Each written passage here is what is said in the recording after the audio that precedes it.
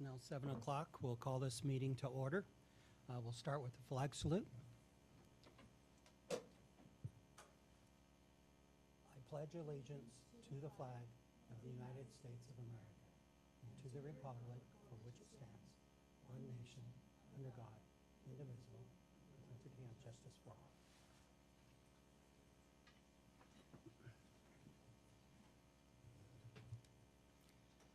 I'd like to welcome everybody here this evening, and also anybody if they're out there via the internet. First thing that we'll need is a motion to approve the agenda.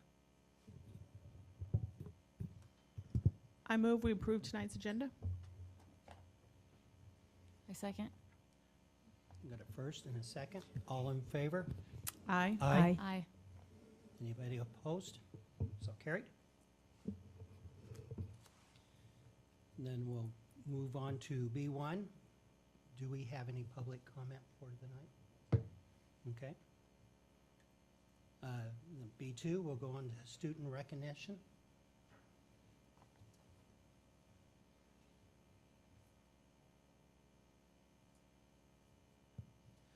Thank you. I'm going to come over here so that everybody can see the students from their front side when they come up to talk. But it's good to be here for the first meeting of the new year and starting off with some recognition of a group of students who are doing something to help fill a need that they've recognized in our community and in their school in particular. So I'm going to invite Mrs. Tiffany Auersland to come up and our student guests as well. She's going to talk a little bit, and I'll have the students introduce themselves, but she'll talk a little bit, and maybe they can add a little bit as well about the food pantry project that they're working on at OHS. You want to come on up here? So let's have the students introduce themselves first. Okay. Hello, I'm Melissa Sanchez, and I'm president of the club we run, FCCLA. I'm Madison Martinez, and I'm the treasurer.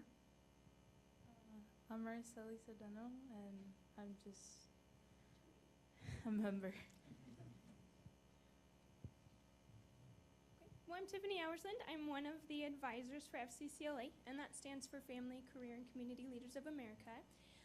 So I'm joined by Vanessa Billman and also Angie Valdivinos. They're my co-advisors, and this is just a small sampling of our group this year. Finally, after several years, we have been growing our chapter, and that's been really exciting. And FCCLA is the career and technical student organization that goes along with family and consumer sciences. So just like FFA goes with ag. And so the project that Ed invited us to talk about is the Husky Care Closet. And we actually were provided the information about this from Bambi Piscasio. And she heard about it from Lighthouse. And so they had a couple students that actually brainstormed the idea. They shared it with her, and then she offered it up to us. And so just fulfilling needs for our other high school students that are needing just basic necessities, clothes, coats, toiletries, those kinds of things. And so the students have created flyers, and we've been collecting donations and doing lots of laundry to make sure it's all clean. And then Bambi secured us a little closet space in the high school over by the gyms. And so Melissa came in on a Saturday and was helping to assemble shelving, and a whole bunch of us were hauling tons of stuff down from my classroom. It was really great to get it out of my space. And so then we also, students called local dentists, and so we've received donations of little toothpaste and toothbrushes and floss and chapstick, and they also created a Google form that has since been posted in all of the advisory Google Classrooms, so students can fill it out requesting supplies that they need. And so we're trying to keep it as anonymous as possible. So Bambi and myself have access to that Google form, but then when students go down, our club students go down to fill the bags, they don't have student name access, they just bring it back, and then so we're actually starting to fill those bags this week. We're really excited to get these items out to our students in need. And we've also reached out to Chamber of Commerce to put together a presentation for them for more donations. And so we're really excited about it. And yeah, do you guys have any questions for us? What a great thing. What is your biggest need right now, and how would someone donate that? Right now, just basic toiletries, as far as shampoo, conditioners, deodorants. Those were things that students were requesting, and donations can just be brought to the high school and with my name, Tiffany Alpersand. That'd be great. Can they say something else? Please, that they're doing please, that's really yes. cool. Yeah. Do you guys want to talk about your project? Okay. We're currently working on a new project called Keep OHS Clean, where basically we're going to get the advisory classes together on certain dates. We're working on this still. It's still a work in progress. But we're going to get some advisory classes to clean up the campus and just keep it better looking, because we notice there's a lot of garbage, specifically in the outside, like the lunchroom, because that's where students go and drop off their lunch. So we just want to keep our campus better looking. And we started in the fall actually, and so we've had several campus cleanup days where the kids came, we gave them gloves and bags, and after school we would just spend about half an hour and we would pick up so much trash. And so once the snow melts, we'll be back at it. But Melissa and Araceli are actually presenting this project at our regional competition coming up in at the end of January. Can I give you some input about keeping Othello clean? When tourists come for the Sandhill Crane Festival, there are 3 things that I constantly hear. Number 1, Othello is so clean. Number 2, everyone is so nice. And we need more hotels. So thank you for taking part in keeping Othello clean. Excuse me, how many members do you have to be in the class in order to be a member of your group, or is it all volunteers that want to come in and help, or could you give us a little? Just to be a part of FCCLA? Yes, yes. Technically, they have to take a family and consumer science class at some point in their high school career. Okay. And luckily for us, that pretty much is everybody. Just even through health and chef school, we get tons of kids through. And so our department is thriving as far as students that come Great. through. We affiliated 18 members this year, which was very big for us. Washington State requires 12, paying for 12. So Okay. we were excited about that. Okay, thank you. Any other? No, I applaud you for what you're doing. There's a great need there. We know that in our community. If I could get you to put together a list of some of the stuffs that you would need. There's another organization I work with that we might be able to help you out with. And us as a board may be able to help you out a little bit too with the fund that we have. That would be So- great. Thank you very much. I just want to say that it's been like a really honorable and pleasure to work with the Husky Carrying Closet. And as someone who has been in that position, I really wish that this was implemented a few years ago even. And I hope that it will take away that fear and that embarrassment of having to ask. And I have to applaud my advisors for making it as anonymous as possible. And I think it's healed a big part of me. Thank you so much, all of you, for what you're doing.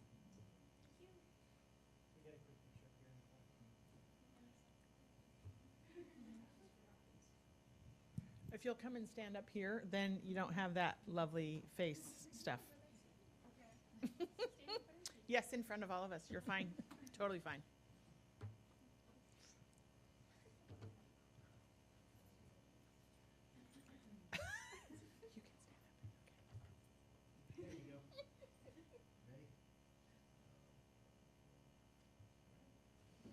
Thank you so much.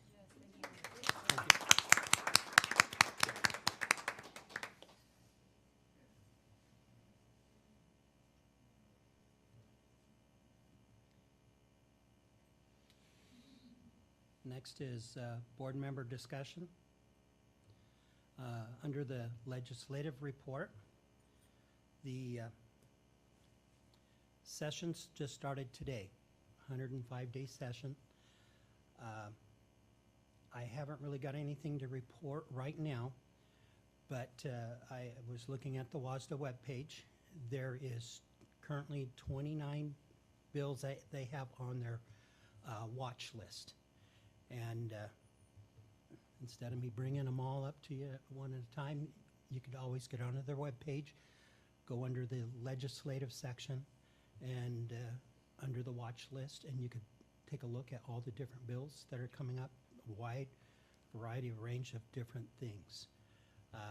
As they start to progress more through, I will try to keep track of some of those and bring updates back for the ones that are related to the school district.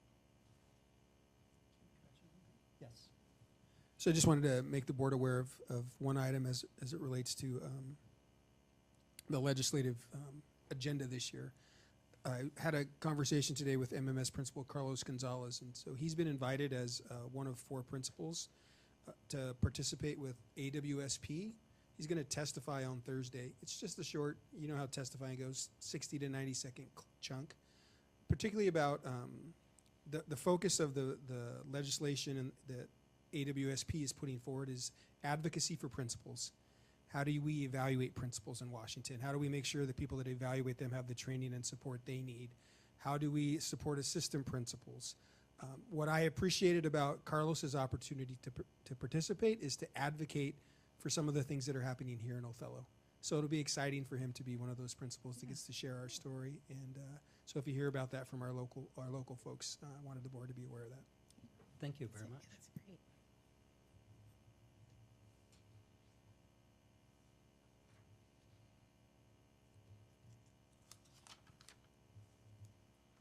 Okay, NSBA conference attendance. I noticed that early registration ends in a couple days if we want a discount on that. So I don't know if there's any members that were thinking about going to that this year. It's in Orlando, Florida. I will not be able to attend that. I will not be able to attend. I kind of like the idea that I had heard that it was in existence before I was on the board, that when it's on the West Coast we go and East Coast we don't. Mhm. But I'm open to whatever. But financially, maybe that's a little more responsible for us, just as an idea. Is that Okay. spring break? Yeah. Yes. Yes. What do you think, Ken? Personally, I'll probably be going to it this year Okay. because I will be on the East Coast at that time Oh, already. I'll be in Washington, D.C. a few days before. Very cool. Okay, cool. So it's a good opportunity to. Yeah. So if we have Ken down as a yes and maybe a tentative from Lindsay, we can check in with you perhaps offline here over the next few days. Sure. We'd also like to talk with the student reps about the opportunity, and then I think certainly engage with the new board member that's going to be selected here in the next few weeks to get. I think it'd be a good opportunity for that person Yeah. to not only develop relationships with the team, but also to hear from the experts about what it means to be a school board member in the United States. So to register, do you need names, or could you just register for the spots to still get in on the, say, okay. Well, maybe even if you're able to register me and Ken, and then can you use someone else's name? Like if you were to put down Jen, and then change the name, maybe.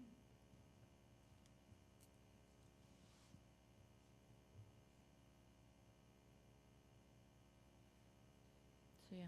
Okay, I think we're good on that one from our end. Okay, and next item, the announcement for the Director District 5 position at large. How are we going on that? I've noticed the announcement out quite a bit lately. Have we had any applicants as of this time? Yeah, so the announcement is out. We've been putting it out through our social media. I think we also contacted Columbia Basin Herald, and our messaging is out with them as directed by board policy. We don't have any formal applications. Certainly have had folks express an interest, some directly to us. We've taken a few phone calls and a few inquiries, but I think folks are waiting for that deadline. And if any board members know of anybody? Can we just say Yes, that ma'am. deadline publicly for the position number 5 at Jan- large? January 17th. By 5? Probably by 5. And we The do end of the- interviews that same day? No, we'll do it at our next meeting. Okay. On the 23rd before that meeting. Yes, I think we're starting at 6 Yeah. or 5 or depending on the. starting number of- earlier, right? Yes. Depending on how many. Perfecto. Okay, any more discussion on that? Okay. McFarland site visit. Remind everybody that is January 17th. We do have the agenda on there. Is there anything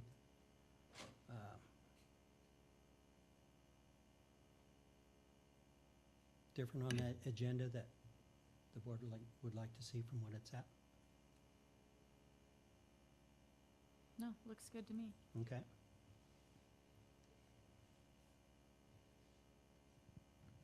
I do want to just call out one subtle difference to that agenda.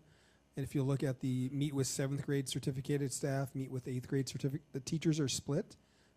They were able to set up that based on a whole school activity that they're running for Martin Luther King acknowledgement. Okay. So it'll be a different experience, perhaps a little more intimate for the board and for the teachers. But I did want you to know it will feel a little bit different. Not all the teachers will be in there at the same time. Perfect. Okay. Thank you. We'll move on to student representative reports.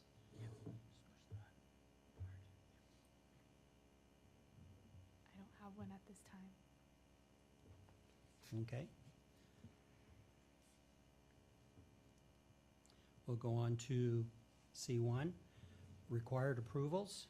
I do have one question before we vote or move forward with that. So there is a transportation interlocal agreement between us and Warden School District for busing.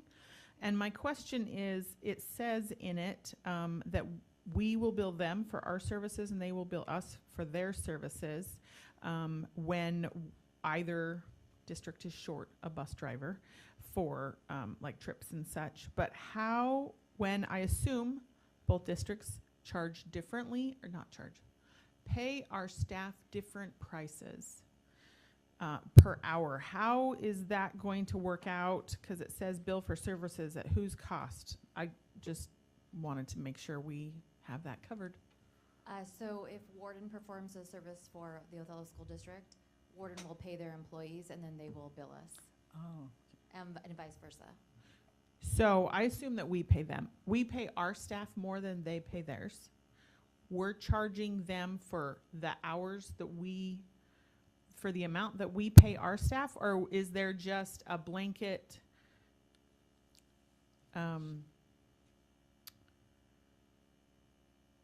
this is what we always charge when we're charging somebody that's not inside the district? No, we will pay our employees their hourly rate Okay. when they go perform a service at another district. And then we will bill that district for our wages that we paid our staff. Okay. And miles as well.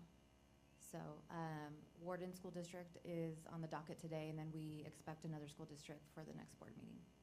Great. So Are we just- that short? Is the need mostly for trips for sports and extracurricular? Yeah, they're just trying to cover the bases together. We're all having the same problem Right. and trying to work Right. together. Constantly hear that. Thank you just for those clarifications. Is this the first year for the interlocal agreement with them? That I'm aware of, I think it is the first year.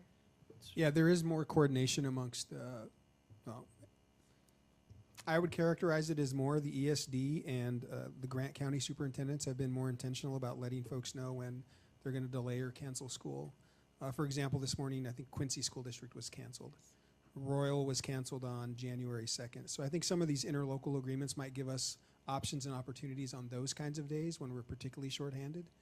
I think it's gonna to logistically have someone drive from Warden to get over here and drive a bus. But if they have folks that live near us, or we get in a routine with our director, Marion Shade, you know, it might help out from time to time. So it's nice to have those agreements and partnerships. So when you talk about Quincy and Royal having to cancel school, is that because of poor weather, or is that because they were short bus drivers? No, it's for the weather. Okay, But just but wanted to confirm. Yeah, so what I'm saying in those instances, if we did have a need on one of those days when they were canceled, then we could reach out to those folks. Nobody in the state of Washington that I'm aware of has a surplus of bus drivers. So everybody's Right. looking to help each other out. Okay, thanks for that clarification. I propose that we approve the required approvals. I second. Got a first and a second? All in favor? Aye. Aye. Any opposed? So carried. We'll go on to C2, Superintendent Informational Items. Yeah, before I jump into the items this evening, I do want to acknowledge the folks from FCCLA and Mrs. Auersland and her team for being here tonight.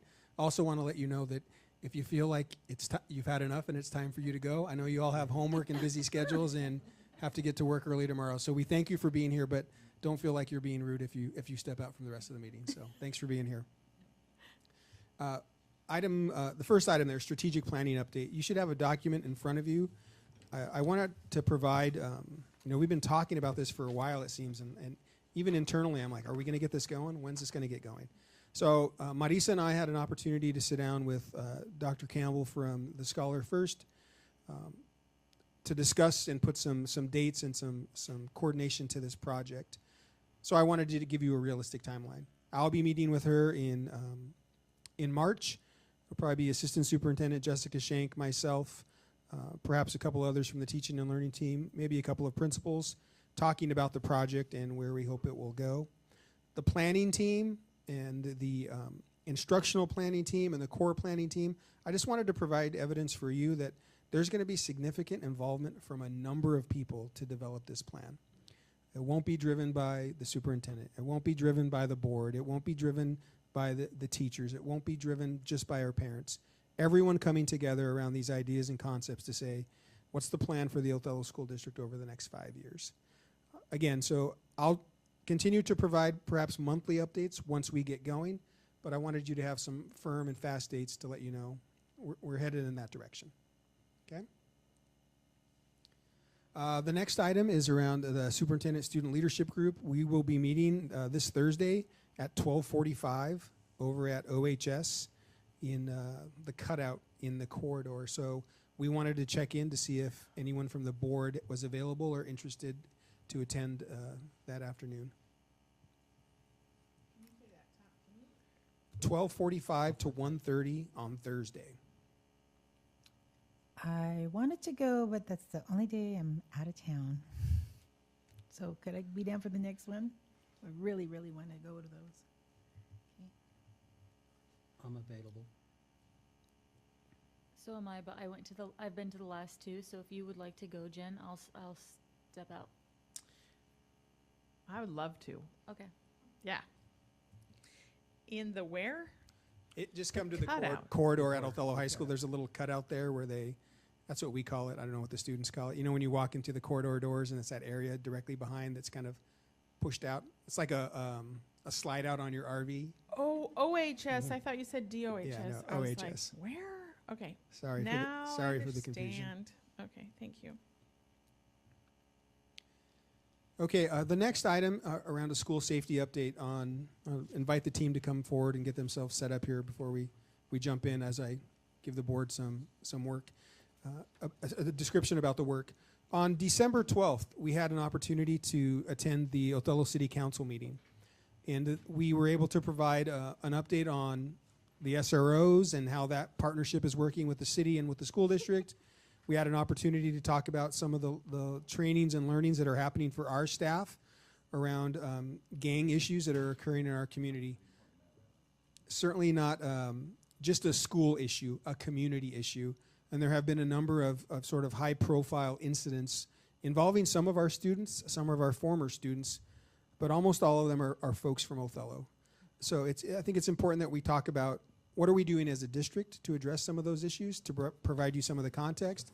And so we've invited Sergeant Aaron Garza. He's going to give a brief introduction he's going to give you a sample of some of the training that our staff have gone through to help identify these issues in our schools. Amy Parrish is going to talk about, I think, the risk assessments and the threat assessments and the support services that we have in place when students are involved in activities that might exclude them from our school campus.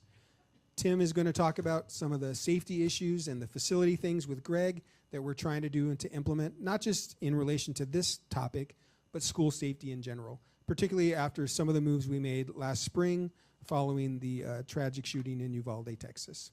So we invited them to come forward and share probably 15 to 20 minutes, depending on board questions about these two topics in our district.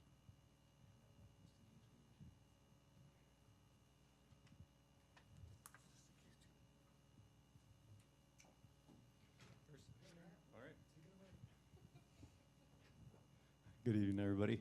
My name is Sergeant Garza with the Police Department. I'm also the SRO. I'm sure you guys all know me. So my whole job when it comes to this gang and this emphasis on gangs was to create the training and to also present the training. And so far, in my opinion, it's been going great.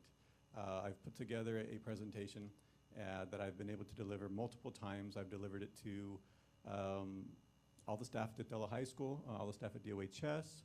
I've delivered it to all the administrators of the Othello School District, to all the staff at the McFarland Middle School, I've provided the opportunity to all the 5th and 6th grade teachers in the Othello School District, and I've also provided it to all the bus drivers, the transportation department. So I've really tried to cast the net really far and wide out there with this training. And the basic objective of my training, this gang training, is just to build familiarization and awareness on gangs, on the gang culture, and what it might look like. Because many times throughout the day, for any staff member in the Othello School District, they might see something, and to them it means one thing, but it can mean something totally the opposite, specifically if it's gang related. And so I put it together, I've presented it, and I really think it's made an impact on the general knowledge of our teachers and our staff to be able to identify gang affiliation and other gang cultural aspects that we do deal with in Othello. So this is just a sample of some of the stuff I teach. It's obviously not all of it, just a very condensed version. And we'll just go ahead and get started. So a little bit of the overview. I talk about Sureños and Norteños. Basically what that is, those are the two main Hispanic gangs, the two main branches nationwide. And I bring that up because they're in constant conflict and rivalry with each other. So if they ever find themselves in the same space, there's going to be some issues. So it's very important for a staff member to know what they're dealing with and what could happen. Because if they don't, there could be a fight, there could be something else that could occur. So it's important that they know that they have that knowledge.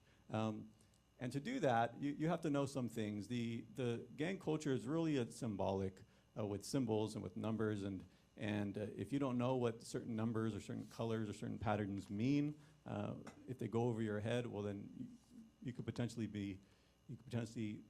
miss an opportunity to stop something. Does that make sense? Yes.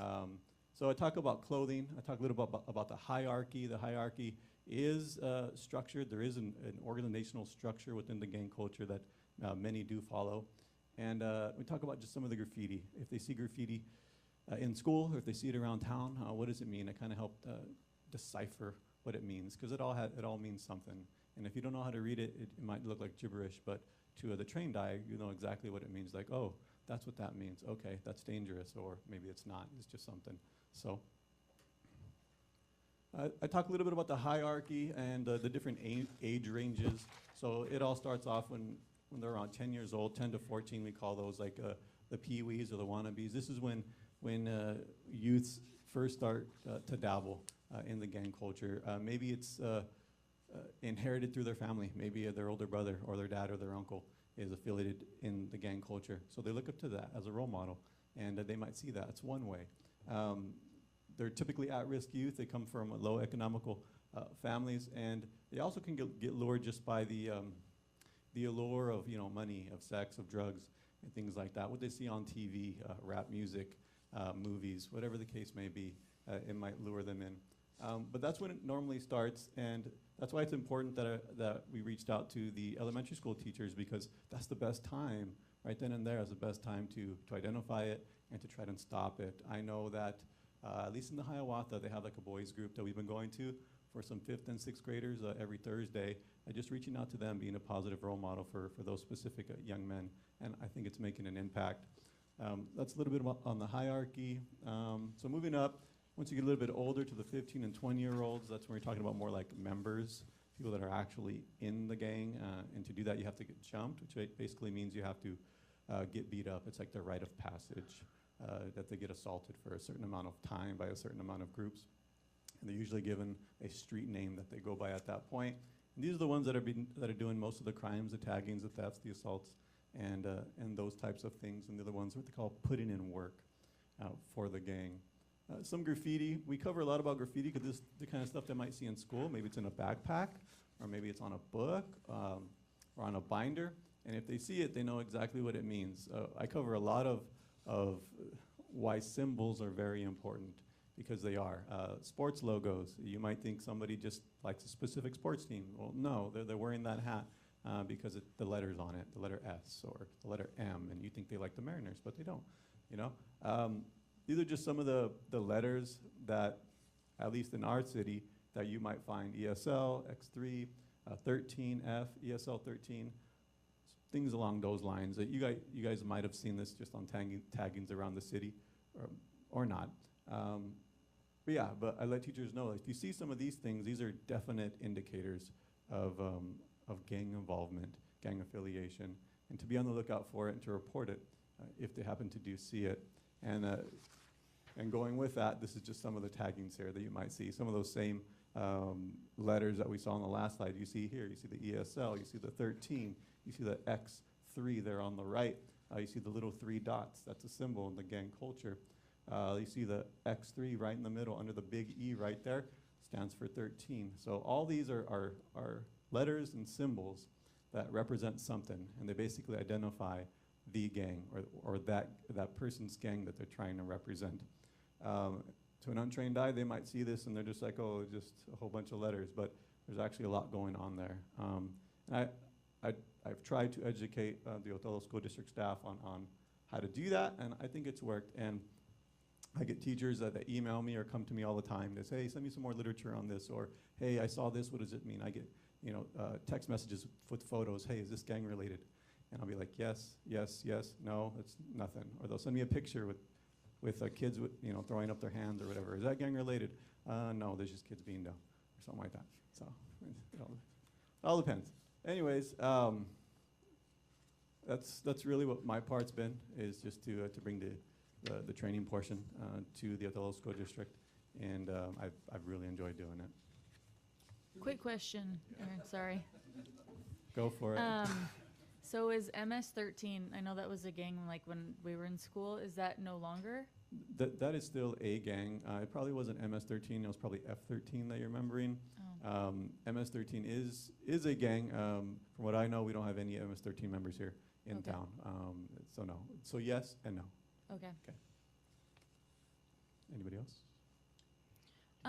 What colors are associated with each particular gangs? Sorry. Sure, Is not a it problem. Red and blue?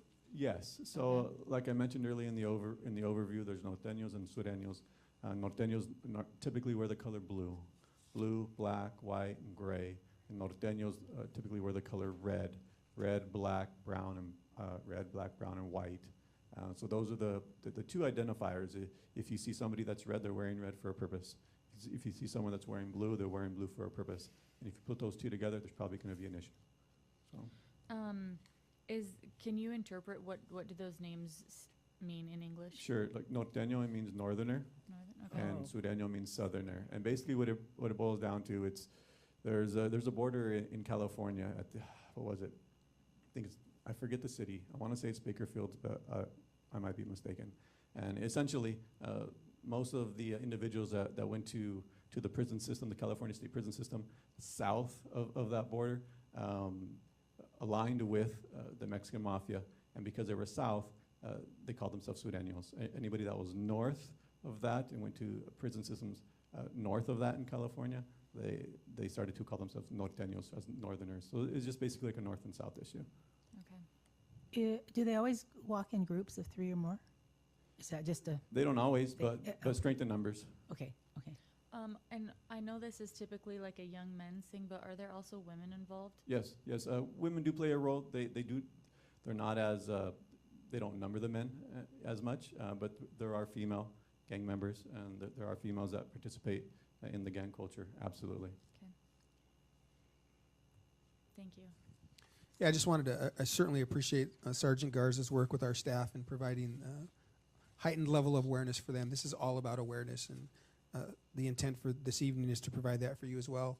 One of the things that I heard him talk about several times and briefly touched on today is really there's this continuum of gang affiliation and activity.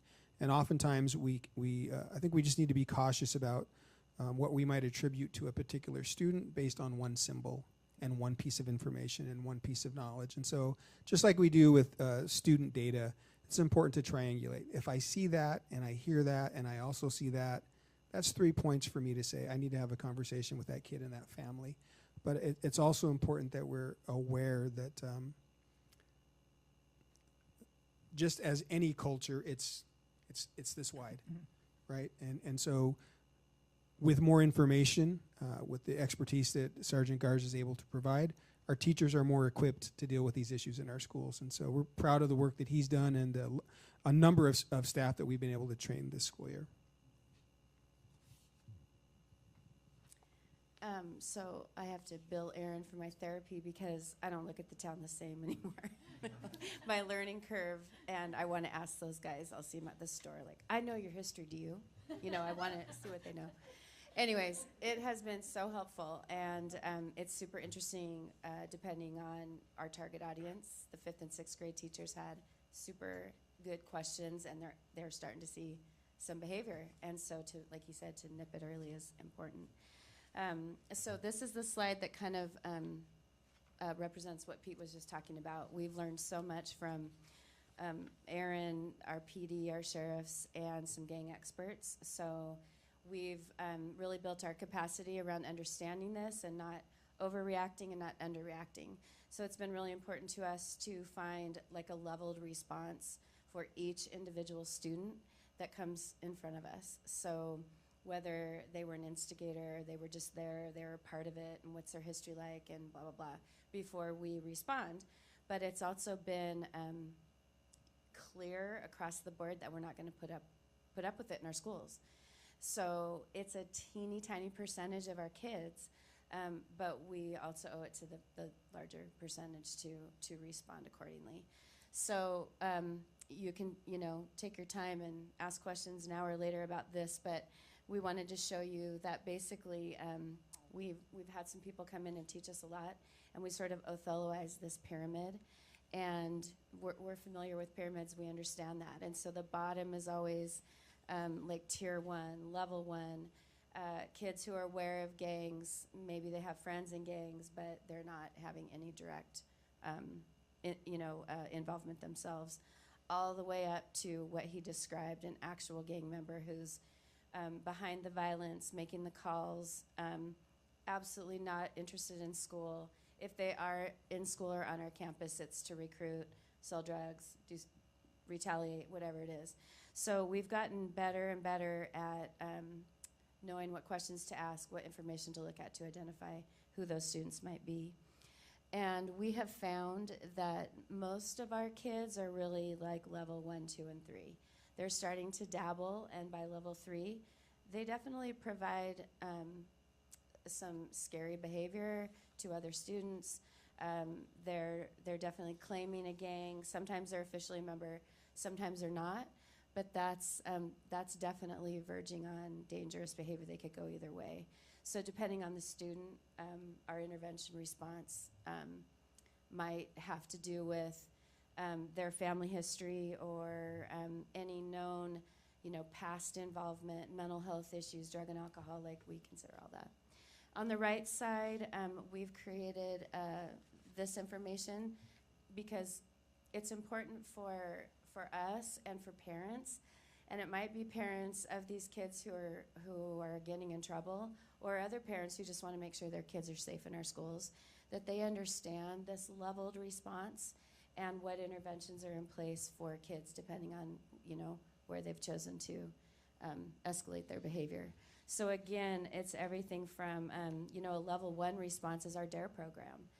We want everybody to be aware of things going on and how to make good decisions. So that program definitely focuses on the good things, and that most kids are not doing all of this stuff.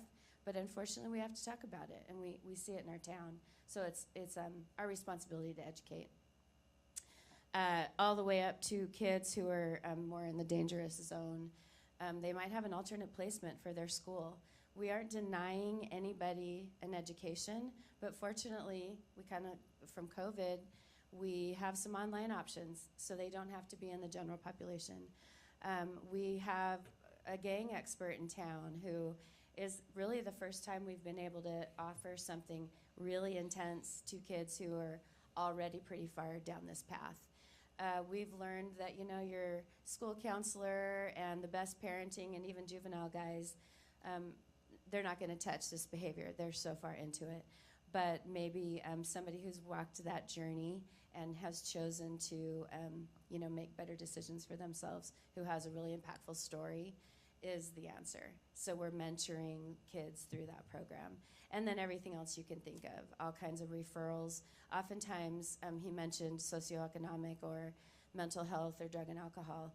Until those things are fixed or at least being worked on, you know, they don't see an out. So that's what our process has been through threat assessment. So you guys have heard about this and you know about this. I'm sorry, before you sorry. go, can you go back one page? So it talks about a CD eval or evaluation a couple of times. I don't, Chemical dependency. okay, and then or referral on level 3 to SEB. So a lot of What our is that? intervention has to do with our truancy board, and SEB is actually a program through town that it's like a wraparound service where counselors and other resources identify what a family or a kid might need. Okay. So yeah, so we utilize what Juvenile has to offer. The WISE program through the Adams County. CBHA is totally up their game. We have that partnership that we're using with them. They absolutely respond for us in this area too. Thank you. A quick question, Amy. Gang specialist, who employs that person? Like, are you allowed to say, or is that private information? Or No, we've Jesse Campos. If you've heard about Jesse at the Lighthouse, so the Lighthouse Community kind of a resource center. We're hoping that the vision of the Lighthouse is amazing, a place to hang out. There's, if you've been there yourself maybe, or if you haven't, go check it out. Coffee, snacks, super close, right across the street from the high school. So our goal, meaning our community goal through that program, is a little bit like Girls and Boys Club was, a safe, healthy place to hang out. But it turns out that the director, the person that was hired by the board that runs the Lighthouse, has this expertise in his like huge resume. This guy's done Girls and Boys Club, all kinds of things, everything that we needed. But it happened to be that he came into our community exactly at the right time when we were seeing a spike in this gang activity. So really, for the first time, we've had somebody there. He's in all of our meetings, Nice. absolutely helping us determine where a kid's at. Kind of like he said, are they wannabes? Are they just dabbling? And if they are, then Jesse kind of knows what direction to go with that, all the way to the hardcore kids, where he's like, no, until we do this and this and this, we're not going to touch that one, type of thing. And so it's super interesting. We've learned so much from him. Anyway, also there was another group that came in that was interested in partnering with us on some community gang awareness that we've learned a lot from too, and I think that's still pending. So we've had the benefit of some experts we've never, had before. That's fantastic. I remember us talking about that at a board meeting Yeah, so a couple months that ago. group was looking for funding from, I think, the state and federal government to get their work up and running. The partnership with Mr. Campos is very similar to that. We've just been able to do it locally because of his skill set and the fact that he's here. As powerful as the student recognition stories are when we get to celebrate kids, I know of one student individual this year who would have been up there in the orange and yellow area, who's made a dramatic turnaround. I think, and the only thing different this time around is his interactions with Mr. Campos. So it's working for a small number of kids that are engaged in this, but it's very, very difficult work. Thinking about suppression and intervention, and for him, it's really about rehabilitation and re-engagement with the community, which makes us all safer, but it's difficult, challenging work. So just to wrap up my part, I know you're aware of threat assessment. So anytime a student makes a threat or people feel threatened by behavior, whatever it might be, we run them through a protocol that's board approved through our ESD called the Salem-Kaiser model.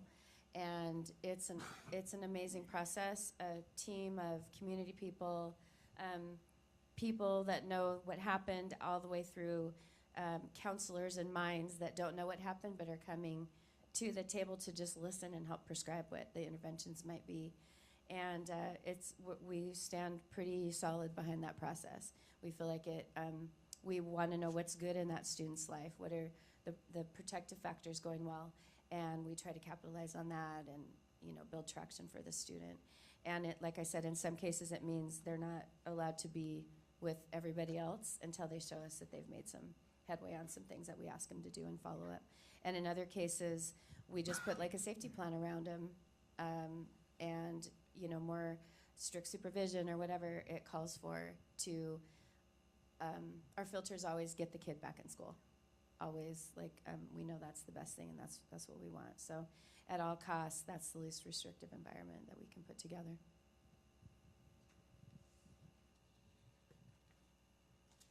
Any other questions? So my role is tonight just visual perspective.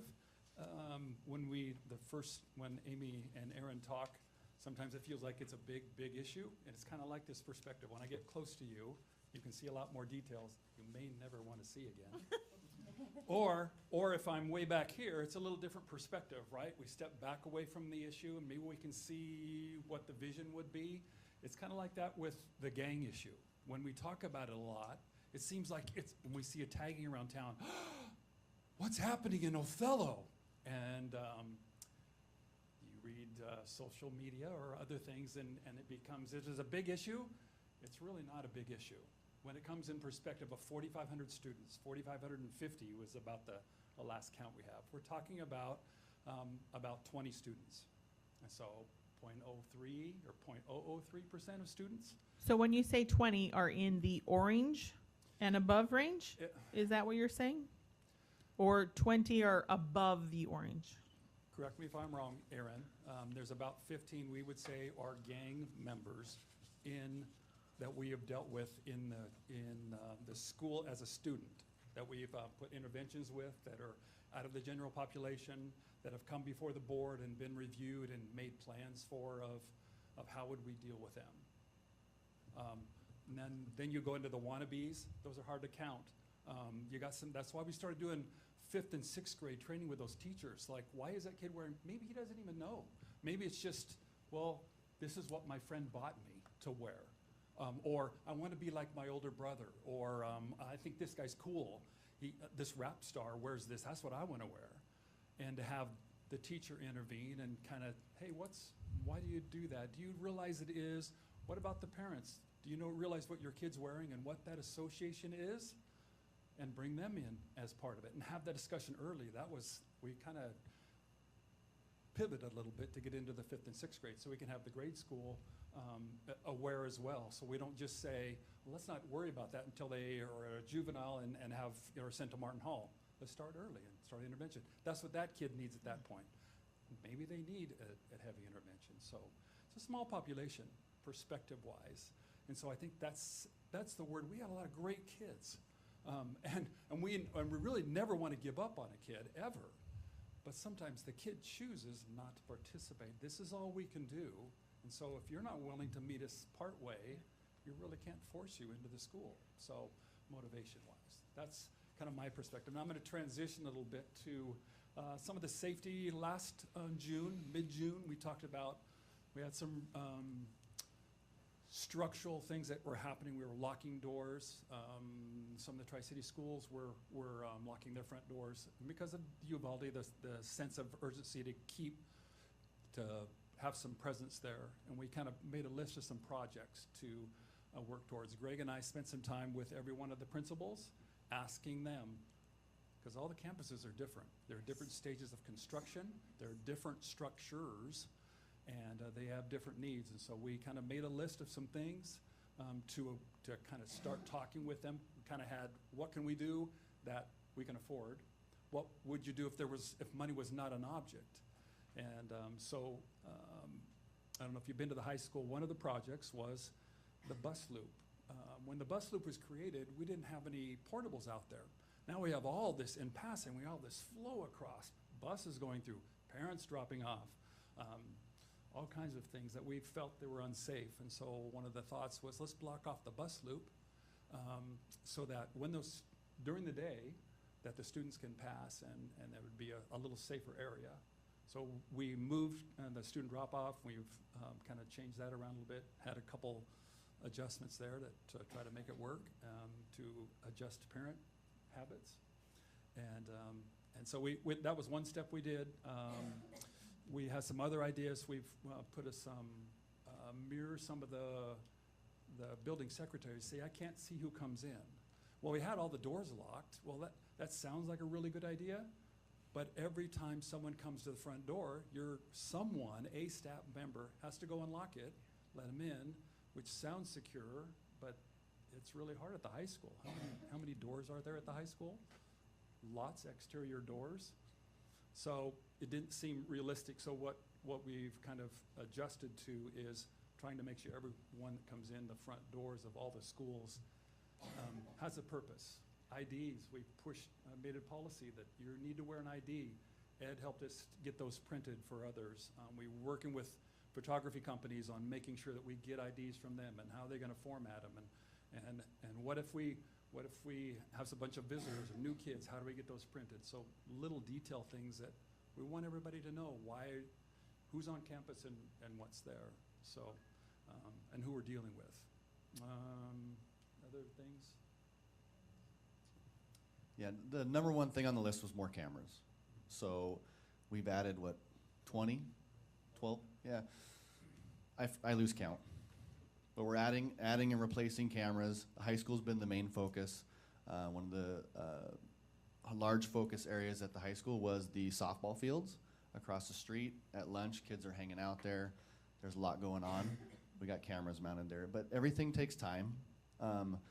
Another thing on the high school's list was the gates. It was new door locks down the senior hall. They were the old style. They didn't match what everyone else had, with the ability to lock the door from the inside. So we were able to get those ordered, get those installed. We recently, over the break, added some more electronic locks at the high school. So now the staff there, they previously had electronic locks at the main door entrance, the door to the commons, and their office. We've added another one for the copy room across the way so they can let people into that space if they need to. Just little things that just add up. Wahidas, the south gate, we added a sign to it, a nice big sign that says, don't go here, go to the office. Little things like that make a difference. And we can go on and on and on, but really if you have any questions, it's... Okay, so I know that at the end of last school year, we were locking the doors at several of our campuses, if not all of them. Where do we stand with that? Like, what's happening at each elementary school as far as, are we locked, are we not locked? Is that going to be something that's a standard amongst elementaries? Is that school to school? I know in Moses Lake, you have to be buzzed in. You can go in the first set of doors, but you can't go into the elementary school unless you're buzzed in from the office.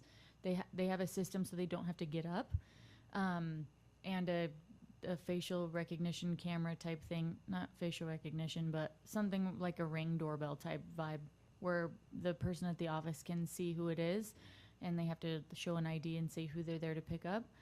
Is that something we're moving forward with as a district, or is that not what's up? Not as a district. Like Tim touched on at the end of the year last year, we had a response, yes, and with other districts, and we locked everything. Yes. And our campuses are very different. Now, if you look at, so in our meetings with the staff was, okay, if we went to your school and we wanted to do that basic setup, let's talk about Luticaga. We could cut a window in a certain section, add another set of doors, have that electronic access. What did we gain at Luticaga? We still have an open campus with doors to everywhere. And no indoor hallways.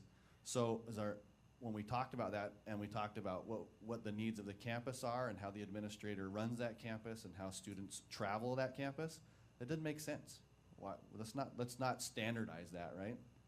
But Wahidas, it might make sense, although we still have a ton of exterior doors. And so in our conversations, that wasn't a high priority. It wasn't like, after the end of the year and they had to get up and go check, or our administrator said, we want our parents to come into our building. We want them. And then we want our staff to engage them. It's great to have the door lock, and it would be a good idea in some of the buildings, but you need that interaction no matter what. So let's let them in. Now you might see as a standard, no, we don't standardize. We're not standardizing our schools because they're all different. They're all their own little campuses. A school might go into a lockdown. Another school might not. A school might have an issue going on in their school with a parent. They might lock their doors for a couple days because of their issue, where this school might not. So that's where we're at right now. So do we have any campuses that lock that control access to entry into their building? Well, all of them do. So the standard at like Hiawatha and Lutakaga is all exterior doors are closed, except when students are passing. We want them to come to the main entrance, so we have signage to have people come to the main entrance. Same thing with Wahidas. Wahidas, we want people to come to the main entrance. All their exterior doors are locked, but they have better flow within their building for their students, where Lutakaga and Hiawatha would not. So the only school that you're going to go to right now that's going to have an exterior door unlocked is going to be the high school, because we've got to get our students to pass. We have to have passing times in there. And whether you put an electronic lock on it or you just leave it unlocked, it's going to be unlocked at some point, as long as you're having student flow. Okay.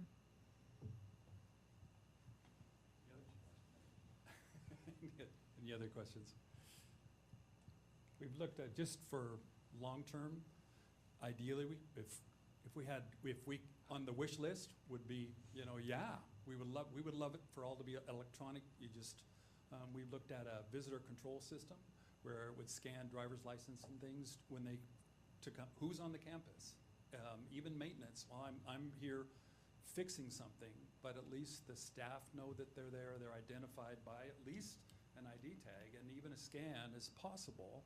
So we've looked into those systems throughout, trying to figure out would this match? Would this be a good use of the money? Now, if we build a new campus, absolutely, that would be ideal. We've seen some that we visited schools where at passing time it electronically unlocks, so they can pass. Then as soon as the passing time's over, it relocks. Okay. So you can't get back in without going around and getting in the front door and showing ID. Well, that would certainly be our standard. If we had, that was on the wish list, for everyone. We would love that, but we do need to be, visually, when you're just structural setup of the secretary faces this way, the door's over here and a couple walls between, she can't see.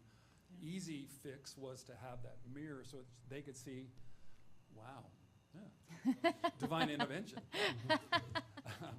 They could see who was approaching. The secretaries, what would make them comfortable? What did they feel? Did they feel like there was a lot of people coming in and they felt vulnerable? They did when they couldn't see who was approaching. So that even just having that convex mirror gave them an idea of the traffic flow. And that said, seemed to ease their nerves a little bit. Certainly the wish list would be, if it was all electronic, that'd be super. But we didn't quite have Pete didn't give us a blank check on it, so we worked with what we had. I heard he was going to pay out of pocket, so just spend what you need. There you go. I just wanted to add one more thing, is we're still trying to make it feel like a school. Yeah. And so when you walk into a newer school, like Richland was one of the most recent elementaries I went to, it was in the design to have these doors that lock, these windows that close. Ours weren't designed that way. So when you go in and add them, it's really being conscientious of, we still want the kids to walk in and feel like they're welcome, right? We want the staff to walk in and feel welcome. We want the parents to walk in and feel welcome. So incorporating that into the design and in a remodel or something is much more feasible. Yeah. Yeah. And engaging, just flat engaging people. See something, say something hard. Why are you on our campus? Why don't you have an ID? Do you belong here? Do you not belong here? That is a great intervention. Yeah. And to have think of all those eyes, if it's just my security trying to keep the whole place secure, they can't do it because they can't be everywhere at once. You can't watch all the cameras at once. But if we're all aware and just, hey, what's it? Can I help you? You know, where are you headed? Can I walk with you? Can I help you find what you need? You know, so it's part of that responsibility in the town. Aaron, you know, if you see some graffiti and you think, Aaron, you know anything about this? Can you help with it?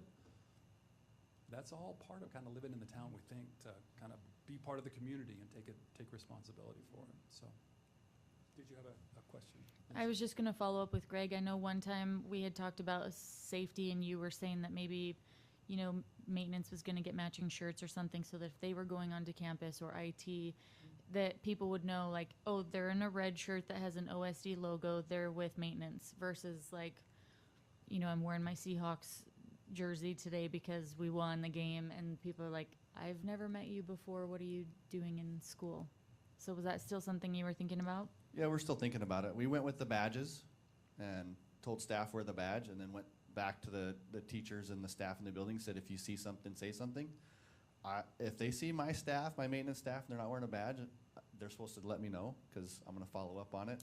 But we wanted to try that and see what happened. Like, we want to, it's nice to be able to look out the window and see it, and that's what we'd love to have. Like the city maintenance crew all look the same, but we also want the other part of it. So starting with the badges, work our way into it. We're still looking at it. I mean, it costs money, so Yeah. so we got to start somewhere and then move forward in the future. Thanks. Yep, just wanted to provide a little bit of context, particularly around the facility one. Just step away from the gang awareness piece for a second, and remind us. I think it was in the spring of last year. I think many of these same folks delivered a presentation to the board about this layered approach to school safety, and that really there isn't just one thing we could do. There are some things that might give us more peace of mind, but some of the most high-profile, tragic incidents of violence in schools in America were in locked campuses, where you had to gate entry from a locked door, and there's no foolproof system. It's about the layers and smart people like this thinking about what does that school need and what does that school need. So tonight was about letting you know that they're always thinking about it, always working on it, always trying to make sure that our systems are just a little bit better so that we can keep our kids safe. Related to the gang awareness piece, I just want to share three things really briefly. One is, Amy touched on the least restrictive environment. Certainly we're obligated by law to provide that for our students. Another thing that she touched on was some of the learnings we had around distance learning and online learning during the response to the pandemic. Many of those tools and resources are still in place. We know that that's not the highest level of instruction we can deliver for a student, but if we're looking to shrink someone's world, to isolate them a little bit until they can learn that this is the standard of behavior we expect in our school campus, we're going to do that. And so we have been pushing some folks out of the system, and when I say that, I mean off campus. We're going to engage with you. We're going to interact with your family. You have an opportunity to appeal. In fact, if you do these 4 things, here's the date you can come back to school. And some of our kids are following through with that. Others are not.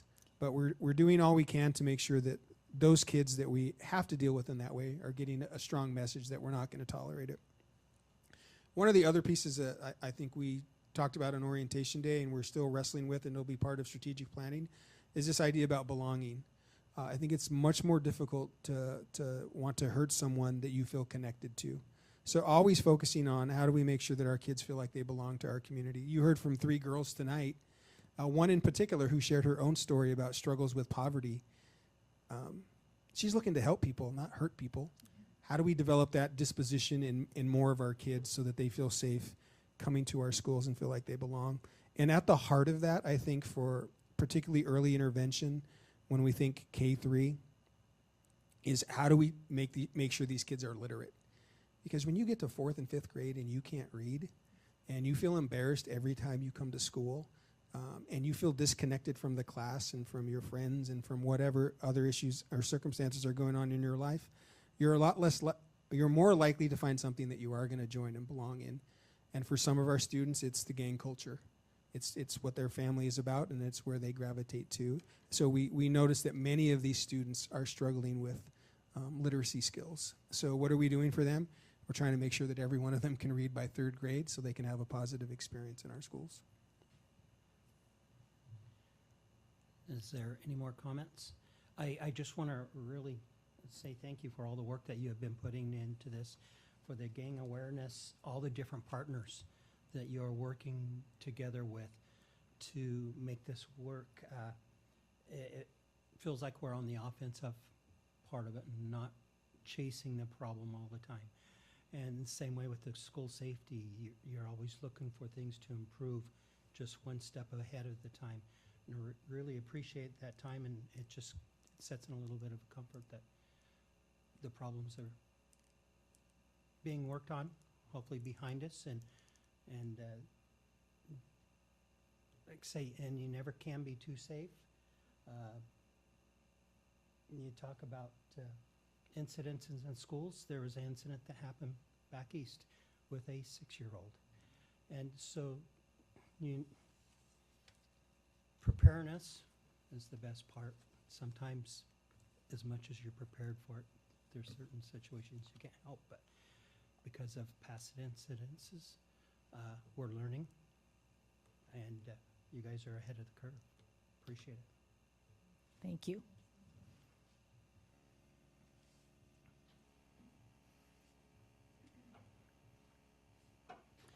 Do you have any more for Superintendent information?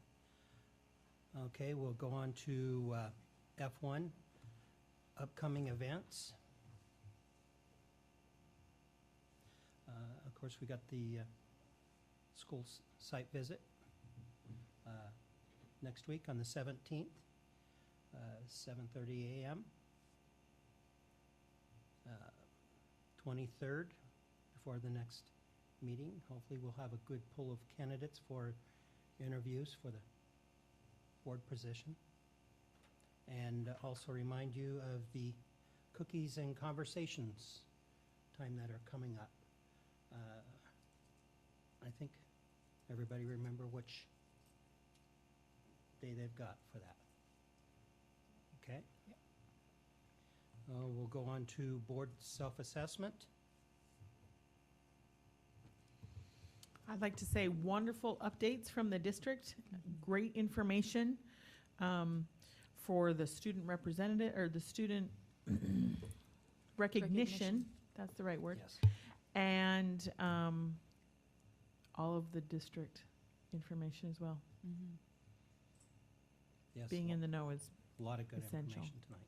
Major highlight in having the student recognition, just so that, because, I mean, if you think about the reach, when they have like just a group of students and a couple teachers, they need a bigger reach, and then they come in here and they've got a room full of adults with connections all over the community that are saying like, I've got money, I've got another association that can donate, how can we help? Like, so I have found it super inspiring. I loved it. Wonderful to have Jaden be present at her first meeting. Welcome, welcome. And I think it's a lot of unanswered questions we had, but we didn't want to speak up about gang awareness, and thank you very much on the whole packet. Yeah. It was very, very safety, everything. Yep. Thank you.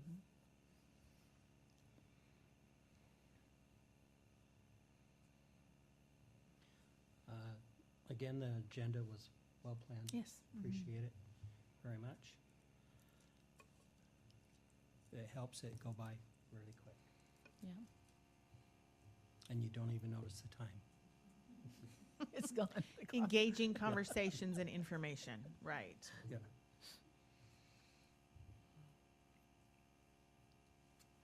Probably more attendance Any than more? we've had in a really long time. Yes. Pete, did you have anything for the? No, I think we covered them all. Let me get the attendance. I guess the one thing I want us all to keep in mind over the next several weeks is, our team's not complete. So it'd be nice to have someone, I'll put that as a delta there.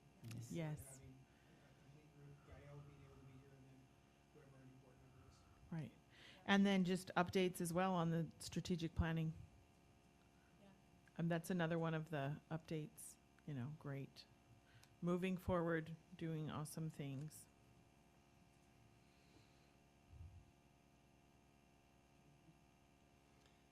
Okay. So we'll go to G1.